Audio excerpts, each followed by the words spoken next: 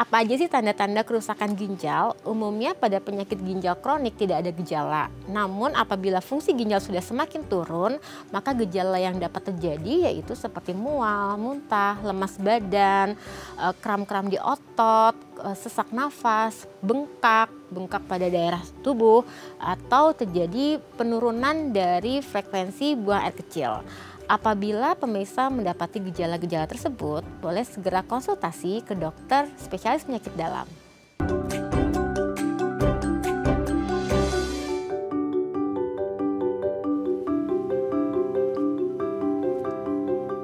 Halo pemirsa, apa kabar Anda hari ini? Senang sekali Sarah dan Marlias dapat kembali menemani Anda dalam sebuah program talkshow inspiratif. Ini dia Bincang Sehati.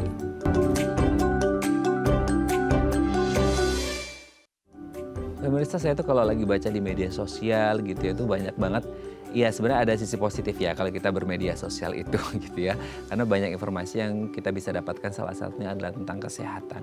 Nah salah satu yang menjadi concern kita bersama, terutama mungkin orang tua gitu yang punya anak atau kita sendiri orang dewasa, yang seringkali katanya, ini baru katanya, nanti kita konfirmasi ke dokternya, ketika kita mengonsumsi minuman-minuman kemasan yang ada rasa-rasanya dan lain sebagainya gitu, itu salah satu konsekuensi yang harus kita tanggung adalah pada kesehatan ginjal kita yang akan bekerja keras gitu ya untuk menyaring, untuk mengeluarkan ini menjadi urin. Nah pertanyaannya adalah apa sih the worst scenario kalau orang sudah mengalami gangguan di ginjalnya? Salah satunya adalah gagal ginjal. Nah ini tuh suatu kondisi yang belakangan juga itu sering kita temukan di media sosial gitu ya.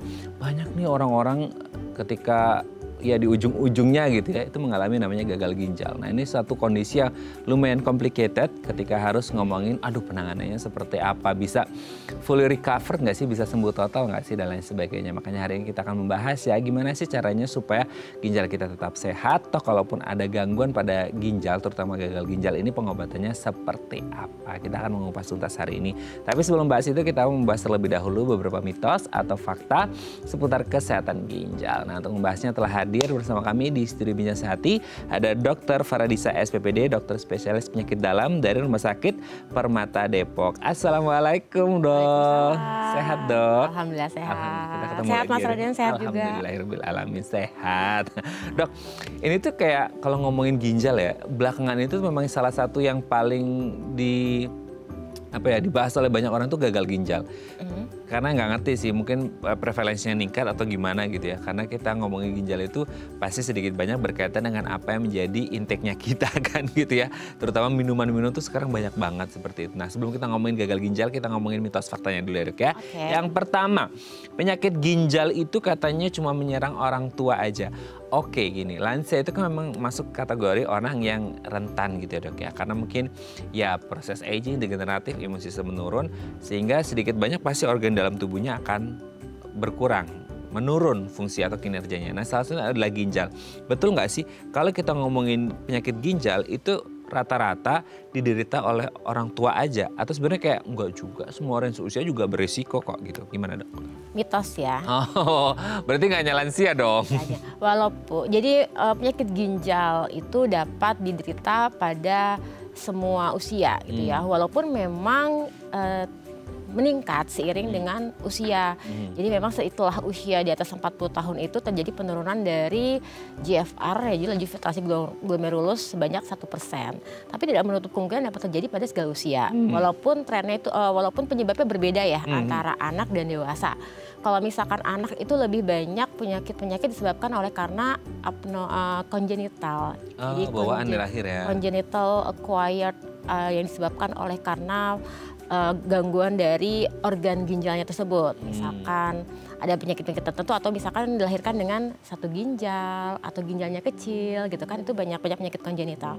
Nah tapi kalau misalkan dewasa itu lebih banyak disebabkan oleh karena penyakit dasar yang menyertai gitu ya. Walaupun memang ada kondisi yang lain, tapi paling terbanyak itu penyebabnya adalah hipertensi dan diabetes. Aduh itu lagi dong. Kayak ngobrol sama dokter-dokter tuh kayak diabetes dan hipertensi itu kayak ini kenapa sih ini berdua kompak banget kemana-mana gitu ya. Ujungnya itu bisa ke sana, walaupun memang ada kondisi-kondisi lain ya, tapi yang tersering, yang terbanyak itu adalah penyebab utama dari gagal ginjal itu adalah hipertensi dan diabetes. kalau ngomongin diabetes dan hipertensi kan tuh jadi satu kondisi yang juga prevalensinya tinggi banget dok gitu. Maksudnya pada lansia kan gitu ya.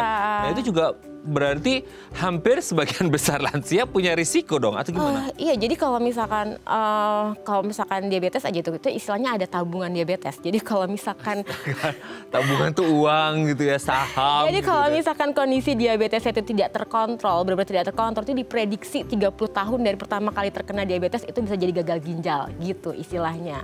30 tahun. Kalau misalkan tidak ditata laksana dengan baik. Nah kalau misalkan terkena usia muda, bayangkan kan sekarang kan diabetes itu kan semakin lama usianya semakin muda ya.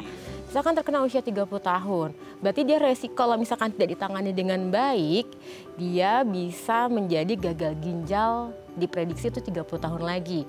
Dan kondisi itu bisa dipercepat kalau misalkan gulanya sangat amat tidak terkontrol gitu. Sehingga yang harus dilakukan adalah kita harus cegah penyakit dasarnya dulu supaya kita bisa menunda atau mencegah komplikasi yang tidak kita inginkan tadi gitu.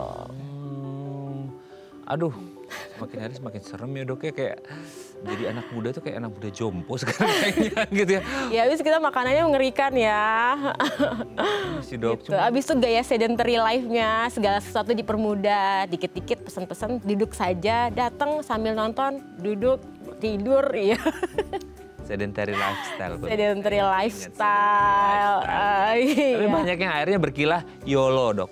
You only live once. Itu prinsipnya anak Gen Z sama now ya. Iya. Seperti anak saya juga, YOLO bun. Kita jawabnya YOLO gitu. Aduh. Iya. Makanya you only live once, jadi sehat itu adalah pilihan gitu kan. Tua itu pasti. Itu jelek momen banget sih kayak you have to choose ya. Jadi kita harus pilih ya. Oke, kita lanjut lah ya. Kayak kedua itu kayak serem banget itu ya. Yang kedua, kelebihan protein dan garam katanya bisa menyebabkan ginjal bermasalah. Baru aja kita bahas ngomongin masalah makanan ya dok ya. Sekarang itu ya protein, garam itu kayaknya yang salty yang umami gitu yang berprotein itu kayak sekarang oke lah, memang kan manusia memang butuh protein, manusia butuh garam gitu kan ya. Tapi kan kok bisa ya?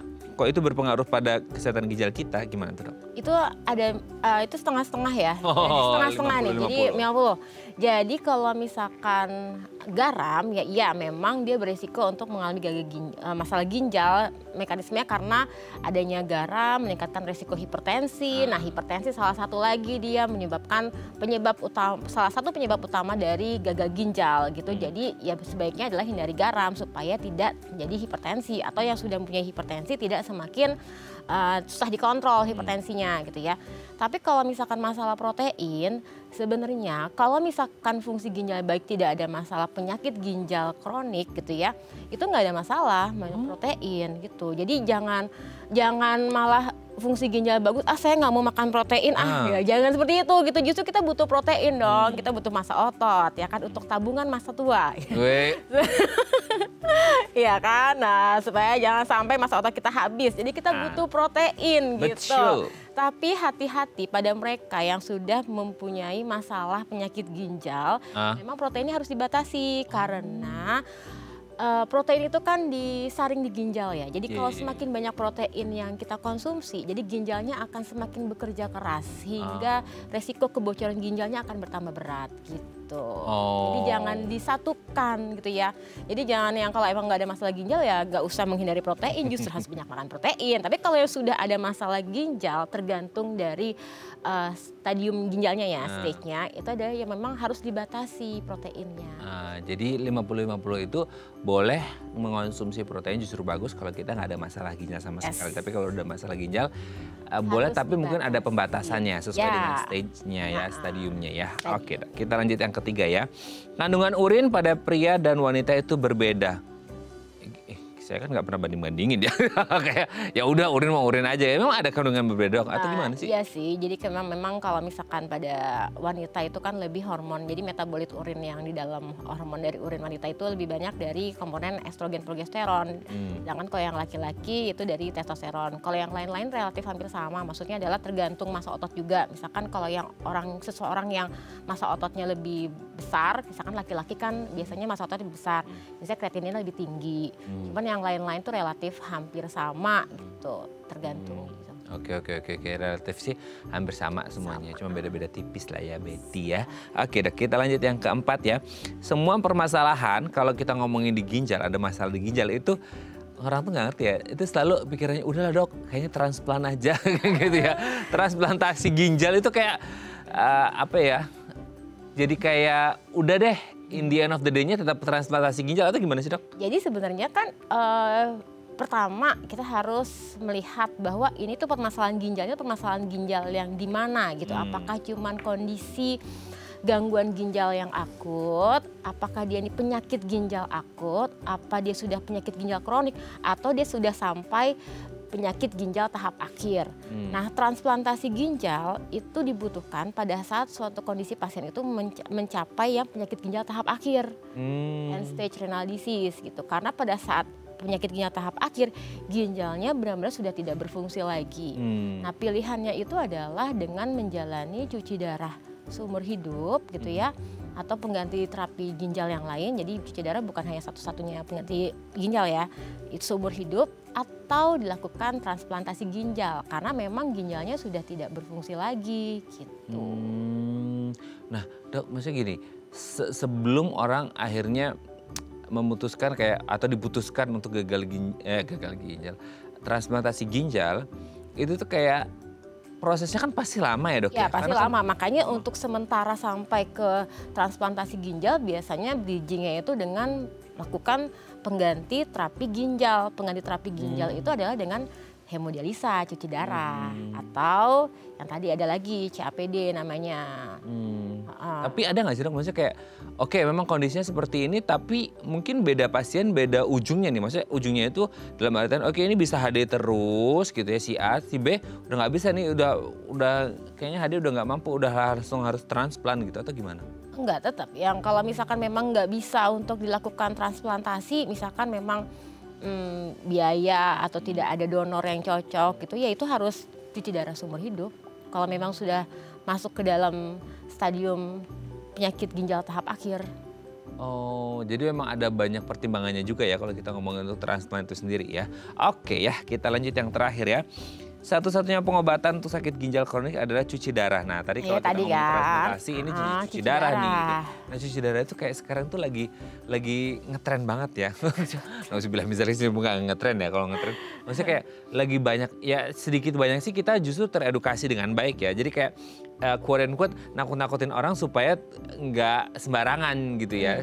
Supaya tuh jaga kesehatan ginjalnya tuh lebih oke gitu. Nah, cuci darah ini tuh kayak ya apa ya, kayak kondisi yang jadi harus banget dilakukan oleh orang-orang udah banget di stage akhir, Dok, atau gimana?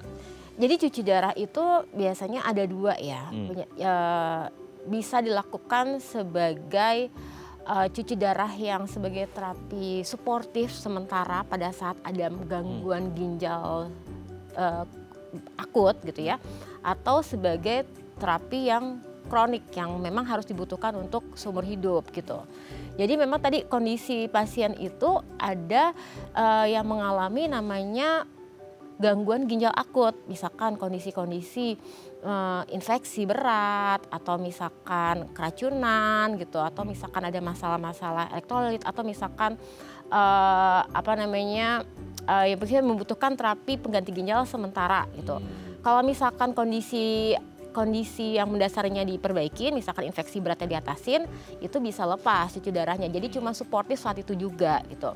Tapi kalau misalkan pada mereka yang sudah yang tadi masuk ke dalam penyakit ginjal tahap akhir, itu memang harus dibutuhkan cuci darah seumur hidup gitu. Nah, untuk mencapai penyakit ginjal tahap akhir itu ada banyak yang harus dievaluasi. Jadi kita memang harus membuktikan bahwa ini sudah terjadi kronik lebih dari 3 bulan. Gambaran ginjalnya sudah menunjukkan tanda-tanda kerusakan, misalkan dari USG-nya itu mengkerut atau dindingnya kecil, menipis gitu ya. Terus gambaran dari urinnya juga ada masalah. Terus fungsi ginjalnya memang sudah sampai stadium istilahnya kalau eGFR itu udah di bawah 15, jadi udah tahap akhir gitu. Nah, itu baru kita menyarankan untuk dilakukan penggantian terapi pengganti ginjal yang bersifat kronik, jadi cuci darah. Tapi Tapi kalau yang akut itu maksudnya sementara berarti ada kemungkinan di suatu hari nggak perlu cuci darah lagi ya? Mungkin cuma bisa dilakukan 1 kali 2 kali. Jadi namanya terapi suportif. Jadi kadang tuh di pasien itu kalau misalkan cuci darah berarti saya seumur hidup ya? Enggak gitu. Misalkan ya ada kondisi, misalkan ada suatu prosedur tersebut memasukkan zat kontras. Nah, zat kontras tersebut kemudian pasien mengalami suatu masalah, misalkan zat kontrasnya itu numpuk di ginjal nggak bisa dibuang. Nah, itu si ginjal tersebut mengalami suatu kondisi akut, gangguan ginjal akut. Nah, di situ dibutuhkan HD sementara gitu ya untuk tadi mengganti si ginjal itu nggak bisa berfungsi tuh, kita harus ngeluarin racunnya dulu sementara. Nah, setelah bagus lagi fungsi ginjalnya membaik, ya HD-nya stop.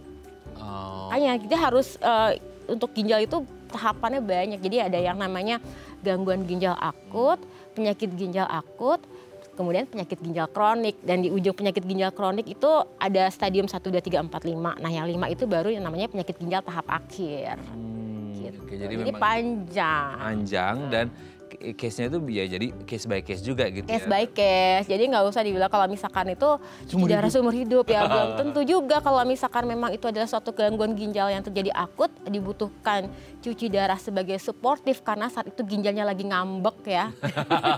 lagi ngambek ya udah kita ganti dulu sementara pakai alat, setelah ginjalnya membaik kita balikan lagi ke ginjalnya.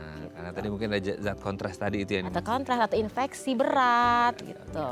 Oke, thank you dok sudah terjawab pintas waktunya. Nanti kita lanjut ngomongin gagal ginjal ya di segmen selanjutnya. Oke pemirsa, kalau Anda punya pertanyaan seputar tema kita hari ini, boleh tanya-tanya di 021 290 3244 atau di Instagram kami di @bincangsaat.tv. Kami akan segera kembali.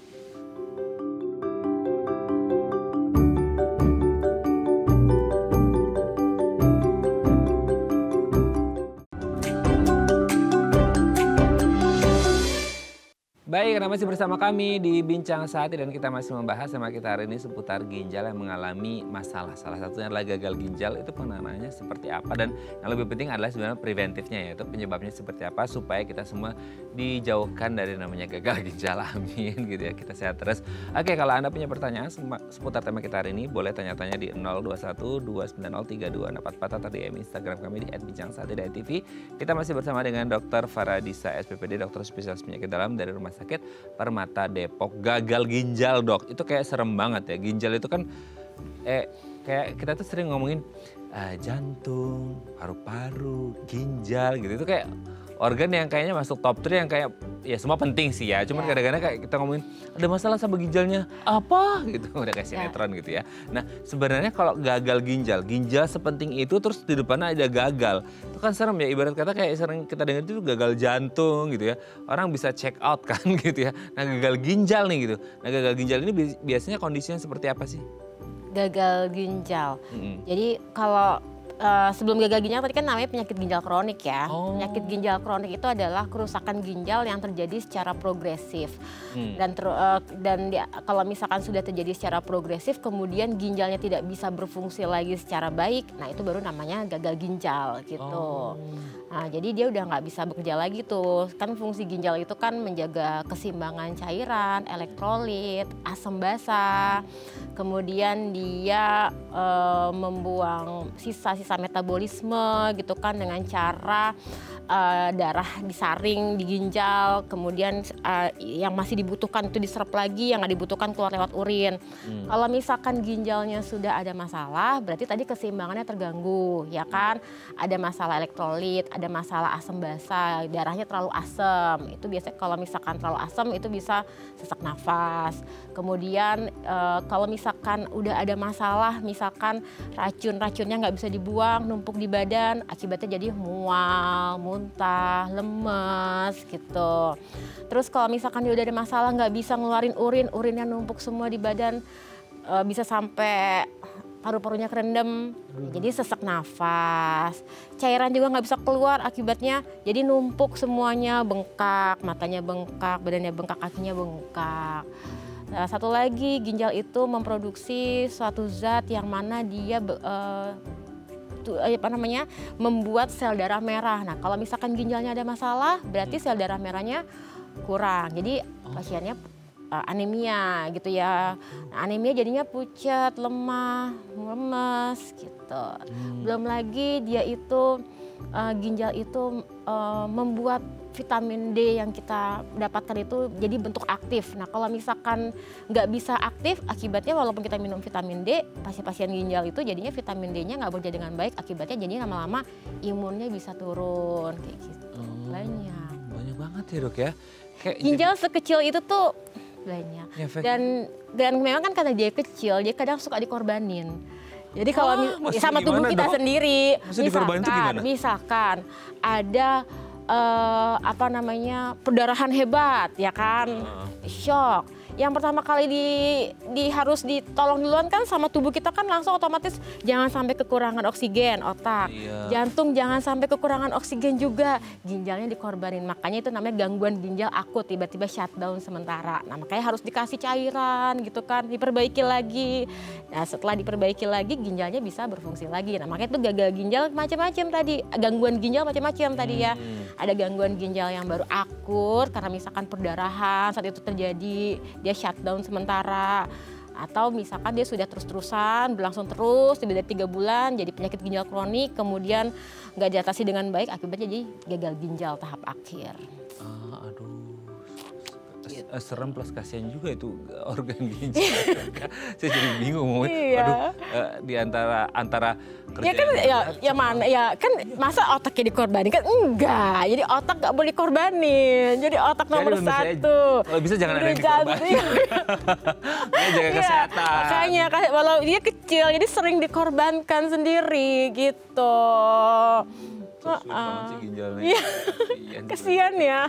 Oke dok, tapi sebenarnya kalau tadi disebutkan ya, di awal tadi kan Dr. Feradisa sempat mention kayak gagal ginjal itu kan jadi kayak ujungnya ketika orang ngomongin penyakit ginjal kronik. Ya. Nah, kan kalau ngomongin kronik itu kan pasti nggak sehari 2 hari, sebulan 2 bulan. Ya, pasti tahunan kan seperti itu. Nah, di titik mana sih ketika ini akhirnya dari penyakit ginjal kronik ini disebut dengan gagal ginjal? Tadi kan ada beberapa gejala klinis yang disebutkan kan, gitu kayak inilah itu dan lain sebagainya. Nah itu sebenarnya tanda bahwa oke ini sudah masuk di area gagal ginjal atau memang ada di state khusus di mana dia oke ini kayaknya udah masuk di gagal ginjal karena kan kronik tuh tahunan gitu. Ya jadi kan ya tadi ya kita baru mengatakan kondisi ini adalah sebagai penyakit ginjal kronik itu kalau memang sudah ada kelainan dari struktural ataupun fungsional dan ada penurunan dari laju filtrasi glomerulus. Jadi harus diperiksa semuanya ya, USG-nya, urinalisanya, kemudian pemeriksaan darah, jadi ureum kreatinin gitu ya. Nah kalau misalkan dari hasil USG-nya didapatkan udah ada masalah struktural nih, kemudian sudah terjadi penurunan dari IGFR di bawah 60, di dalam waktu di atas dari 3 bulan, itu baru kita katakan namanya penyakit ginjal kronik. Nah pada saat seseorang sudah didiagnosa penyakit ginjal kronik, biasanya kita lakukan adalah kita pantau fungsi ginjalnya secara berkala gitu. Kemudian sambil diatasin cari tahu penyebabnya apa, sehingga kita bisa memperlambat progresivitas dari si ginjal tersebut gitu. Jadi kita yang sudah turun kita pertahankan, jadi jangan makin turun lagi segini sepanjang seterusnya. Tanda-tandanya ya pasti kalau dari klinisnya tadi ya, kalau misalkan dia sudah masuk ke dalam stadium yang akhir itu ya pasti kan dia akan sering mengalami anemia berulang gitu kan, jadi pucat. Kemudian dari laboratoriumnya biasanya suka ada masalah-masalah elektrolitnya bermasalah, kaliumnya naik. Dan yang paling itu adalah peningkatan dari kreatinin. Jadi kreatininnya naik, IGFR-nya turun gitu. Di bawah bisa sampai di bawah dari 15%. Aduh, yang ngomongin ginjal itu sepenting itu, tapi sebesar itu pengorbanannya ya. Buat gitu ya dok ya. Dia baik banget ya, dia berkorban, dia berkorban di awal. Biarkanlah yang penting jantung dapat, otak dapat, saya ngalah saja. Cuma sementara shutdown-nya dok ya. Oke, nanti kita lanjut lagi ya dok ya. Oke pemirsa, kalau ada masih punya pertanyaan seputar tema kita hari ini, boleh tanya-tanya di 021-290-3244 atau di Instagram kami di @bincang-saat-tidak-tv. Kami akan segera kembali.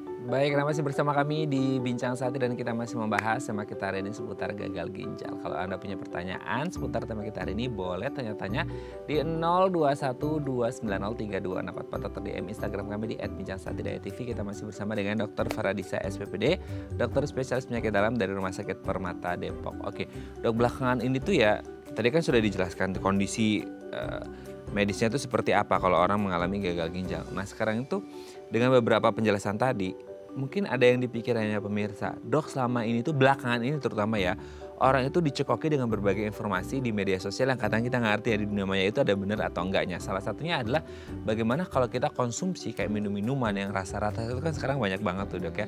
Itu katanya bisa berpengaruh pada kesehatan ginjal dan kalau kelamaan katanya karena sifatnya kronik ya si gagal ginjal ini akhirnya oh bisa nih berujung pada gagal ginjal gitu. Nah ini jadi salah satu penyebabnya juga nggak sih? Atau kayak ya ada mungkin tapi ada yang lebih dominan lagi tuh dari itu atau gimana dong? Ya pasti kalau misalkan kita sering konsumsi minuman-minuman berwarna, minuman berwarna itu manis ya, gula dong. Itu lagi dong. Aduh, aku trauma dong. Gula, iya garam kan? gitu kayak.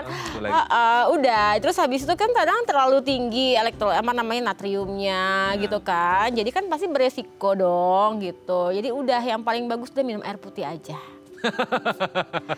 Tidak usah kayak pertama itu, terus habis itu kalorinya berlebih, nanti obesitas nanti balik lagi ujungnya kemana lagi ya ke situ sebetulnya. Ternyata kumaha dong, muternya di situ-situ aja gitu ya. Iya, kayak saya sebenarnya tuh simple ya. Untuk mencegah itu ya adalah gaya hidup sehat adalah kurangin minuman manis berwarna, banyak konsumsi air putih. Kita nggak perlu loh detok-detokan, udah minum air putih aja udah situ. Kan tadi fungsi ginjal apa? Membuang racun-racun. Ya kan, selain ginjal kita punya hati yang membuang racun-racun itu juga. Jadi nggak usah detok-detok mahal. Iya kan, udah dibuang sama ginjal racun-racun limbah-limbah itu. Ya benar.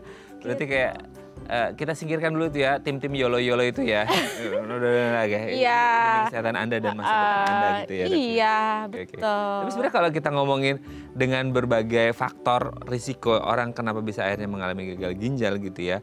Ada nggak maksudnya di luar faktor gaya hidup ya. Kalau gaya hidup itu sebenarnya sesuatu yang bisa dimodifikasi lah ya gitu ya. Kayak mau sehat ya ganti modifikasi gaya hidup lah gitu. Tapi kalau untuk kayak range usia atau jenis kelamin kecuali kongenital ya tadi kan bawaan itu ada nggak sih orang yang berisiko atau tetap aja mau muda mau tua tetap aja itu kembali lagi ke gaya hidup?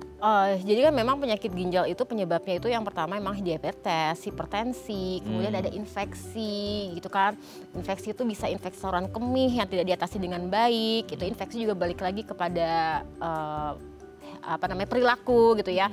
Terus habis itu ada batu gitu. Batu juga bisa menyebabkan kondisi gangguan ginjal, batu ginjal itu kan akibatnya bisa urinnya nggak bisa keluar, ginjalnya bengkak, masalah itu juga itu batu. Kemudian memang ada kondisi misalkan penyakit-penyakit peradangan ginjal disebabkan oleh karena autoimun. Itu juga kita nggak bisa mencegah ya kalau kondisi itu ya. Atau misalkan tumor gitu itu juga bisa menyebabkan masalah ginjal. Misalkan tumornya itu misalkan di rahim sehingga dia menekan saluran kemihnya, akibatnya ginjalnya bisa bengkak. Nah itu juga kondisi. Jadi memang banyak kondisi yang bisa menyebabkan masalah di ginjal gitu.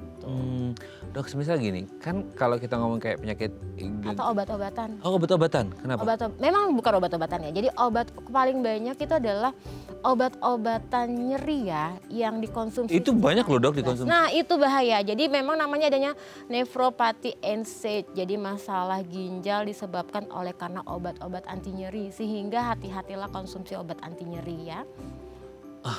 Itu kayak ditekankan banget ya. Itu antara obat anti nyeri yang memang pure anti nyeri kan ada juga tuh dok beberapa obat yang sebenarnya tujuan utamanya bukan anti nyeri tapi di dalamnya kan ada kandungannya juga. Itu juga berbahaya nggak sih? Ya pokoknya kandungan ada namanya jenis NSAID itu yang berbahaya buat ginjal. Kalau kita di diagnosa sendiri ada khusus gitu nephropathy NSAID. Jadi penyakit ginjal disebabkan oleh karena obat itu gitu. Astaga sampai ada namanya sendiri. Iya ada namanya sendiri. Nah itu biasanya kalau misalkan dengan resep dokter pasti dokternya sudah bisa ya menakar gitu ya.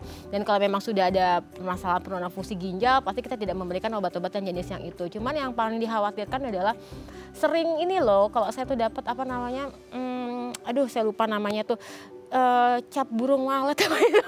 Itu loh yang dibilang obat asam urat yang dijual bebas itu, atau herbal atau apa itu jamu-jamuan itu tuh yang justru bahaya karena terkadang kandungannya itu dalamnya itu 3 macam obat anti nyeri ditambah obat anti radang. Ya Makanya minum itu langsung cesplong, habis itu lambungnya bolong. What? Kan itu bisa mengiritasi lambung, luka. Pernah loh saya ada kasus zaman dulu itu karena dia konsumsi jamu-jamuan. Saya lupa cap burung walet atau apa, saya lupa ya namanya ya. Pokoknya dibilangnya adalah jamu asam urat. Iya. Nah itu kandungannya itu seheboh itu gitu, makanya minum itu yang langsung cesplong hilang, tapi kan dia hanya mengatasi nyeri saat itu sementara. Jadi serem banget ya Dok ya itu kayak Iya, jadi 2 organ yang langsung jadi masalah, lambungnya masalah, ginjalnya masalah. Sampai bolong loh lambungnya. Iya. Aduh serem banget sih ya gitu. Orang memang pengen cepet instan sih ya, kayak pengen instan hasilnya. Jadi dikonsumsinya yang seperti itu gitu. Tapi gini Dok, kalau kita ngomongin gagal ginjal itu sendiri, kan prosesnya panjang tuh gitu ya. Karena ini sifatnya kronik gitu. Bisa nggak sih kayak kita ngecek itu, kayak kita kan ada biasanya kalau di kantor atau orang rutin itu kayak setahun sekali MCU deh gitu ya. Itu bisa kelihatan nggak sih kalau MCU kan yang paket basic ya, gitu kan, hanya cek urinnya aja gitu, itu bisa ketahuan nggak sih atau gimana? Bisa, cek urin. Jadi standar untuk pemeriksaan ginjal itu cuman pemeriksa fungsi ginjal, urium, kreatinin, dan urinalisa. Itu basic. Itu aja cukup, basicnya ya. Kecuali kalau punya ada komorbid yang lain ya pastinya. Kalau itu pasti mau nyebut diabetes, hipertensi ya Dok. Oke, tapi itu maksudnya kayak ketahuan nggak kalau ini nanti menujunya ke gagal ginjal itu bisa? Bisa, kan untuk mengetes pertama kali ya. Jadi ya tadi kalau misalkan kita bilang suatu penyakit ginjal kronik, kondisi tersebut sudah berlangsung selama 3 bulan berturut-turut. Jadi kalau misalkan baru 1 kali melihat adanya protein di dalam urin, itu kita nggak boleh wah ini gagal ginjal nih, wah ini nggak boleh seperti itu. Karena memang ada kondisi-kondisi yang menyebabkan adanya protein di dalam urin gitu. Misalkan lagi demam tinggi, habis konsumsi makanan tinggi protein. Yang harus diperhatikan adalah terus-terusan dalam 3 bulan berturut-turut itu ada protein di dalam urin. Nah berarti kalau udah 3 bulan berturut-turut ada protein di dalam urin, berarti kita harus khawatir. Jadi biasanya masalah ginjal itu pada saat proteinnya mulai keluar di urin, biasanya fungsi ginjalnya masih bagus. Yang tadi lagi filtrasi glomerulusnya itu. Nanti kalau misalkan tidak diratasin, lama-lama baru fungsi ginjalnya turun. Jadi tanda awalnya dari urinalisa dulu. Urinnya. Oke, nanti kita akan lanjut lagi ngomongin pengobatannya, penanganannya seperti apa di segmen selanjutnya Dok ya. Oke pemirsa, kami akan kembali saat lagi, tetap bersama kami di Bincang Sehati.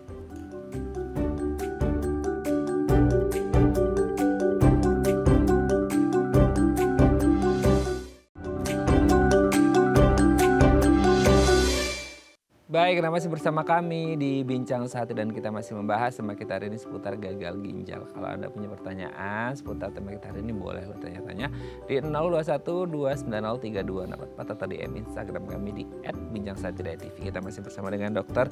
Faradisa SPPD, dokter spesialis penyakit dalam dari Rumah Sakit Permata Depok. Oke Dok, tadi kan sudah, ini kalau udah kronik banget sampai ditetapkan bahwa ini ditegakkan diagnosis ini gagal ginjal. Nah, sebenarnya kan perjalanannya sangat panjang ya, sampai akhirnya mereka diagnosis itu sebagai gagal ginjal. Nah kalau akhirnya sudah divonis gagal ginjal, ini kan berarti sudah ada treatment yang dilakukan sebelumnya. Nah treatment yang sudah dilakukan sebelumnya ini masih berlanjutkah untuk terapi pengobatannya, atau bisa jadi case-nya beda lagi nih untuk terapi pengobatannya, atau gimana Dok? Jadi kalau misalkan pasien sudah masuk ke dalam penyakit ginjal kronik, itu kan kita harus mencari tahu penyebab dari masalah ginjalnya itu apa kan. Kalau misalkan memang ada hipertensi diabetes, ya atasi hipertensi diabetesnya. Kalau misalkan dia ada masalah batu, ya berarti atasin batunya gitu kan. Tergantung kondisinya. Kalau terus memang ada terapi-terapi yang diberikan untuk mencegah progresivitas dari ginjal tersebut. Ada obat-obatan tertentu, kemudian ada obat yang bisa untuk menghambat kebocoran protein gitu ya, sehingga kita bisa memperlambat si gagal ginjal itu selama mungkin. Apabila sudah masuk ke dalam penyakit ginjal tahap akhir, terapi yang sebelumnya diberikan ya tetap Tapi yang sebelum sudah ada ya tetap dilanjutkan gitu kan, supaya tidak menambah berat komplikasi lanjutan yang lain gitu kan. Karena kan misalkan kalau balik lagi kalau misalnya saya kondisi utama misalkan diabetes hipertensi itu kan bukan hanya ginjal yang kena ya, tapi kan Semua. yang lain kan. Jadi kan tetap atasi penyebab penyakit utamanya gitu. Dok, tapi gini ya, kalau ngomongin katakanlah kayak diabetes sama hipertensi ya. Oke lah diabetes misalnya ambil contohnya. Diabetes itu kan, sorry ya bukannya ini mendahului Tuhan, tapi kan selama ini kita tahu diabetes itu tidak bisa disembuhkan, hanya bisa dikontrol kan seperti itu. Berarti kalau ada orang dengan penyakit ginjal kronik, kayak gagal ginjal, salah satunya misal dikendalikan si diabetesnya, berarti selama diabetesnya tidak terkontrol ya ginjalnya juga akan bermasalah terus dong. Betul. Kan fungsinya ginjal tuh apa? Tahu nggak fungsinya ginjal itu pertama dia nyaring gula ya. Setelah disaring sama dia emang kurang kerjaan. Diserap lagi sama dia. Jadi disaring, habis itu diserap lagi. Kami mau. Semakin banyak gula darah di dalam tubuh, semakin berat dia nyerapnya. Nah lama-lama kan dia capek kan. Lama-lama dia kebaca akhirnya keluar tuh gula dari ginjal tuh. Nah kan makin lama makin banyak jadinya. Jadi tetap nggak boleh gula darah nggak boleh tinggi. Gula darah tinggi itu memperberat ginjal. Gitu Ya, harus dijaga gula darahnya ya, terutama kalau yang punya diabetes dan hipertensi. Oke, sebelum kita lanjut ini ada penelpon dok, kita sapa terlebih dahulu. Halo, selamat pagi, dengan siapa di mana? Halo. Pagi.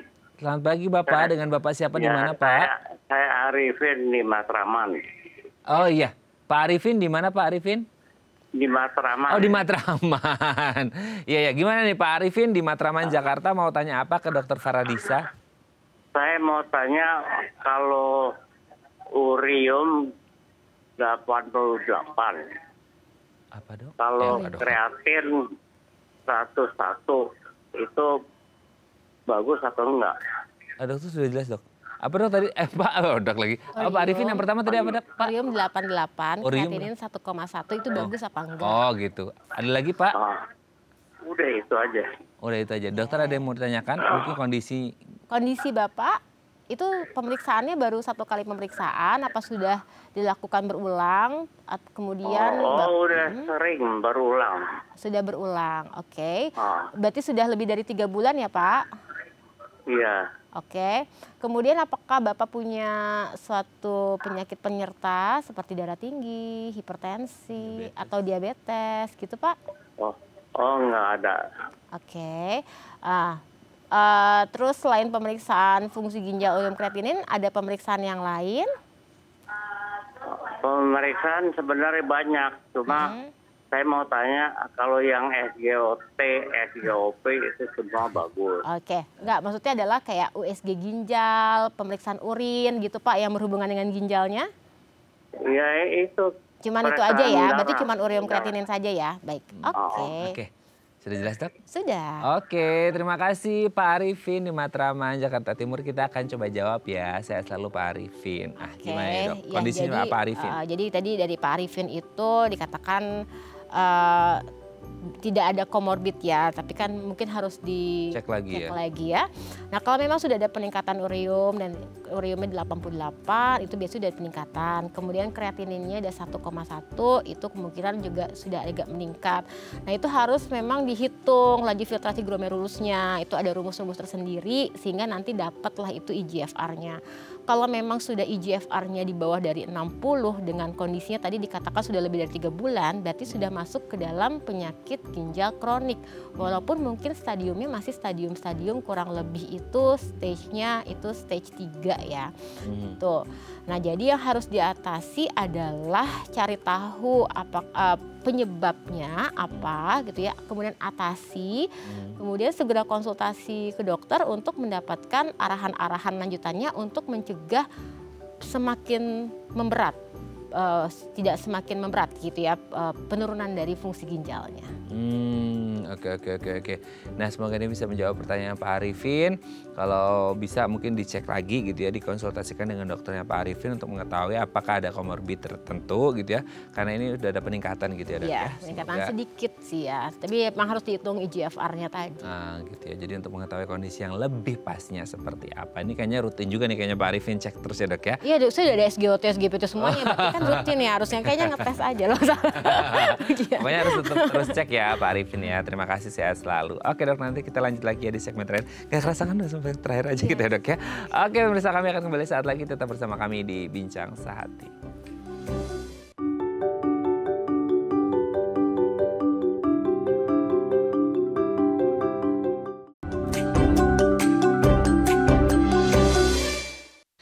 Baik, masih bersama kami di Bincang Sehati dan kita masih membahas tema kita hari ini seputar gagal ginjal. Masih bersama dengan Dr. Faradisa SPPD, dokter spesialis penyakit dalam dari Rumah Sakit Permata Depok. Oke, Dok, tapi gini ya, tadi sih sempat kita bahas juga di segmen mitos dan fakta gitu ya, bahwa kalau ada apa-apa itu orang pikirannya udah transplant aja deh gitu, kayak udah nggak sempet Dok mau HD, mau cuci darah, mau ini harus CAPD dan lain sebagainya gitu ya. Nah sebenarnya untuk menentukan bahwa ini tuh untuk gagal ginjal itu lebih baik orang itu kayak CAPD, ya, cuci darah gitu ya, terus transplantasi ginjal kalau ada yang cocok dan ada stoknya gitu. Itu kayak emang dari kondisi pasiennya atau ini jadi opsional atau gimana sih Dok? Kondisi sama preferensi pasien. Gitu. Jadi kan kalau memang misalkan kalau cuci darah itu kan resikonya dia harus bolak-balik ke rumah sakit gitu ya, butuh waktu cuci darah sekali cuci darah itu bisa kurang lebih 4 hingga 5 jam gitu. Tapi kalau misalkan dia ke mall udah kayak nggak ada apa-apa ya kan kayak orang nggak sakit kan, maksudnya nggak ada. Tapi kalau misalkan yang dipakai ini di cairan dialisat gitu ya, dipasang di perut gitu, itu kan dia memang di rumah, tapi dia istilahnya dia bawa terus resiko infeksinya, jadi tetap balik lagi optional ke pasien ya, preferensi pasien gitu.